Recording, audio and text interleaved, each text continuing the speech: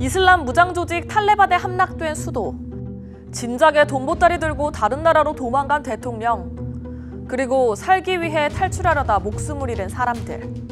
아프가니스탄이 20년 전으로 돌아가고 있습니다.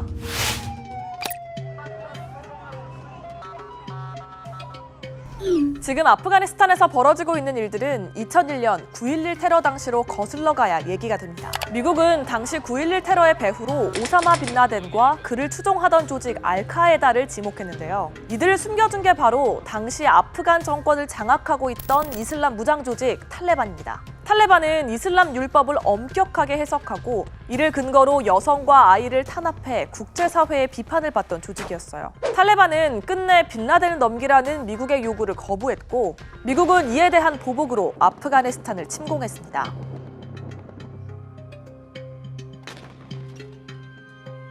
미군과 연합군은 한 달 만에 탈레반을 수도 카불에서 몰아내는 데 성공했습니다. 하지만 결론부터 말하자면 이 전쟁은 미국의 실패로 끝났습니다. 미국은 20년 동안 아프가니스탄에 무려 1조 달러, 우리 돈으로 1,000조 원 이상을 투입했지만 아프간을 민주주의 국가로 만들지도 못했고 그렇다고 탈레반을 소탕하지도 못했어요. 아프가니스탄 대통령 선거의 투표율은 10%도 되지 않았고 불법 선거 의혹이 불거지는가 하면 대선 패배자는 별도의 정부를 수립하려고도 했습니다. 그 사이 탈레반은 몸을 낮추고 묵묵히 재기를 꿈꿨습니다. 탈레반 간부들은 늘 이런 말을 했다고 해요. 미국에게 시계가 있다면 우리에겐 시간이 있다. 미국은 이 전쟁이 밑빠진 독에 물 붓기라는 생각을 하게 됐죠. How many more generations of America's daughters and sons would you have me send to fight Afghanistan's civil war when Afghan troops will not? 트럼프 시절 탈레반과 평화협정까지 맺으며 병력을 줄였던 미국은 결국 완전 철군을 결정했습니다. 기회를 엿보던 탈레반은 기다렸다는 듯 아프간 영토를 하나 둘 장악하더니 석 달 만에 수도 카불까지 손에 넣었습니다. 미군이 떠난 뒤 정부의 지원을 거의 받지 못한 아프간군은 별다른 저항 없이 와해됐고요.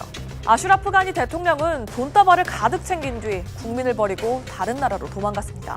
아프가니스탄 국민은 공황 상태에 빠졌습니다. 어떻게든 탈출하려고 이륙하는 비행기에 매달렸다가 추락해 숨지는 사람들도 나왔고요. 탈레반의 폭력이 두려워 여성들은 외출을 하지 않거나 전신을 가리는 전통 복장 부르카를 이전보다 10배나 비싼 가격에 사고 있습니다. 세계 각국은 저마다의 시나리오를 쓰고 있습니다. 돌아온 탈레반은 여성 인권을 존중하겠다는 등 이전과는 달라질 것처럼 이야기했지만요.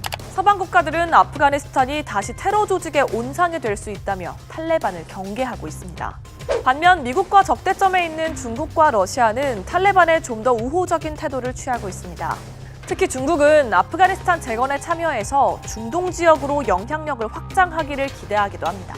수십만의 아프간 난민을 어느 나라가 얼마큼 수용할 것인지도 중요한 문제죠. 20년 동안 숨죽여 지내다 마침내 정권을 탈환한 탈레반.